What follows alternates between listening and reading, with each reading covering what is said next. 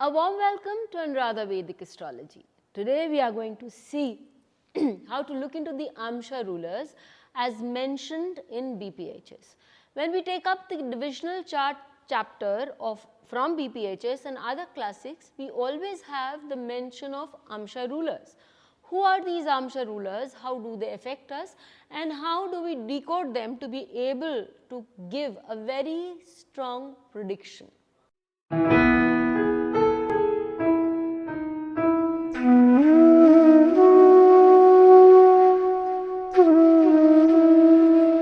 But before that, a big thanks to all of you for liking, sharing and subscribing to our YouTube and Spotify channels.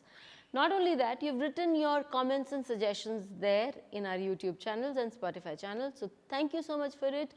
And if you haven't subscribed to us, please do. And do remember to press the bell icon so that you can get the updates ASAP.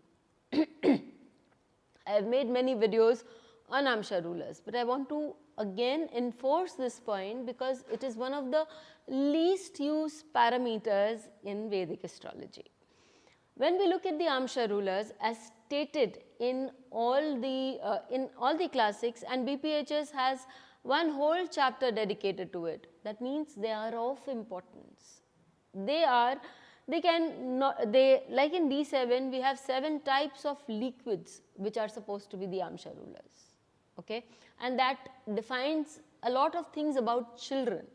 In the D10 there are 10 Dikpals, or the lords of an area, the guardians of directions who are supposed to be helping us understand our career. In the D3, it's the 3 Munis or the Rishis, be it Narad, Durvasa or Agastya Rishi. They help us to understand, decode a lot about a person's life, be it the past life, be it what you are facing in certain present conditions, and your relationships with your siblings. It talks about your fundamental nature and the fundamental nature of your siblings.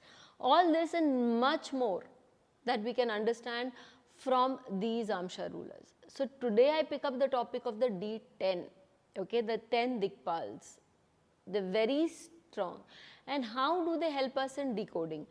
I have also stated in many of my videos that I do look into the Nakshatras of every divisional chart too, to get a pinpoint precision, not just about what's going to happen in a person's life, to tell me exactly when something is going to happen in a person's life.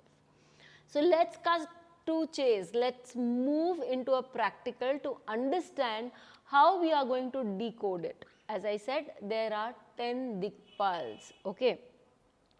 So if I am to, first and foremost, you have to look into the chart, you have to see the potential of a chart, you have to see the promise of a chart. If there is something that is promised to you, okay, when will it come out?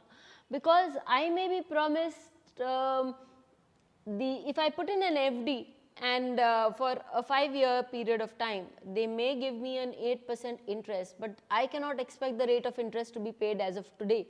It will be paid after 5 years, all that accumulated interest that I have put in.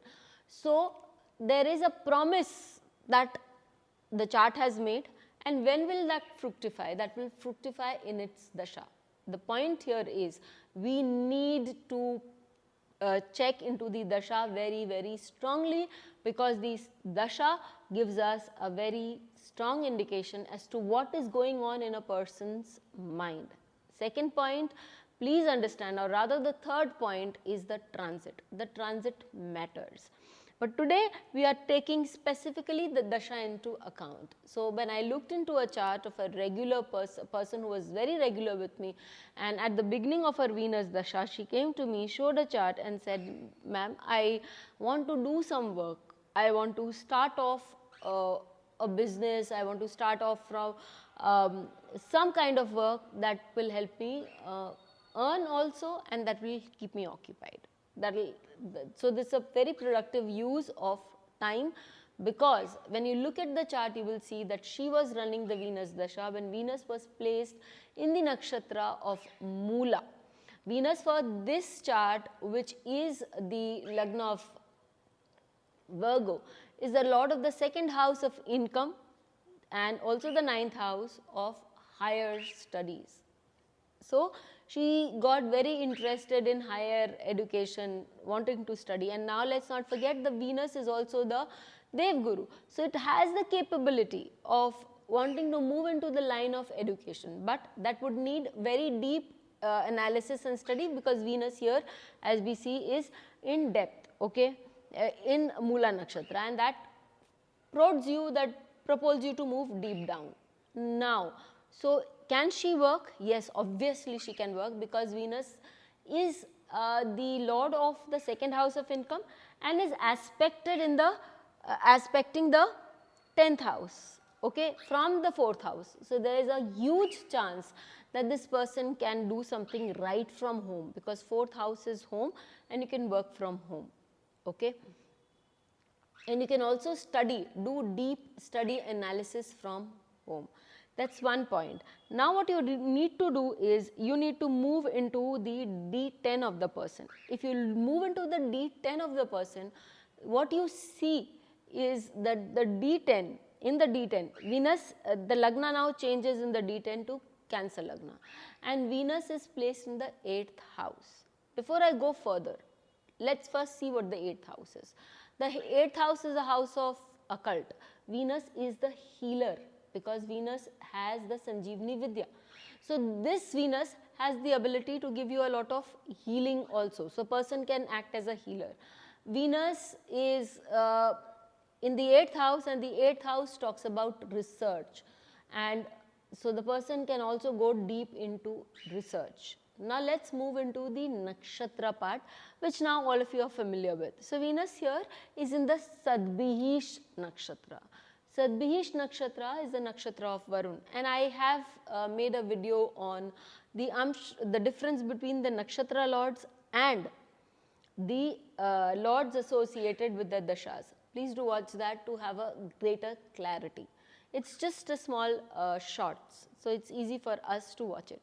Now, when we talk about Varun, Varun is supposed to be very resourceful, and again a great knower of the occult, in fact a great teacher of the occult also, and having a very strong sense of direction. The shortcoming could be a little bit of temperamental, but then the person can have a very strong direction in the field of occult, and also in the field of getting to know something or healing. Again, it is the 4th lord placed in the 8th house, so the person can do that work from their own home. Again, it is the 11th lord here, Venus, which means there is capability of earning from that area, because Venus is well placed from both its house, so the person will prosper during the time of Venus. Again, a point to notice, there is a way which has been decoded and said that Venus will give its results in the middle. So it is during in the 20-year period, the person will see a lot of flourishing from the person's 7th year after Venus dasha has set in. So having said this, now let's move on to the amsha rulers, which is something that is new for us to understand. The amsha ruler of Venus here is Vayu, Yama.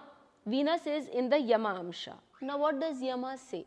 If we read the Kathopanishad and an exchange between Nachiketa and Yama, we will, or if you read the Mahabharata, where there is a very specific chapter which is called the Yaksh Prashna, you will realize that the Yama amsha is so much to do with the knowledge which is not readily available to people, and it is a profound knowledge that changes not just your life but life of others around you, and you have the ability to in a very controlled manner, because Yama is all about having strong controls over yourself and behaving in the best possible manner, be able to impart that knowledge to others and also go further with that knowledge.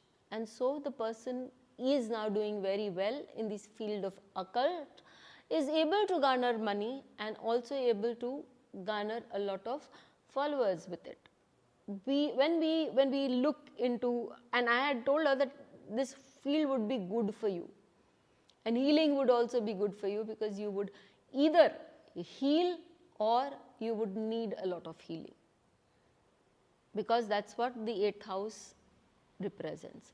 This is, and counseling also, because it's Venus sitting there. Venus is a counselor. So with all this, we understand that the amsha rulers have a great say and a pinpointing method of understanding where a person is going. I'll give you just another example. Had the amsha ruler here not been Yama, had it been Nirutti, then I would have asked the lady concerned to go and do work that would help in recycling of things, change or save of environment, and that would earn her a lot of money. It is the amsha ruler that finally tells us what kind of profession one can move into and make good in their life. So till we meet with you again, stay safe, and don't forget to write in your suggestions, your comments. Please hit the bell icon for fresh updates. Don't forget to like, share and comment on the videos, and please subscribe to our channel.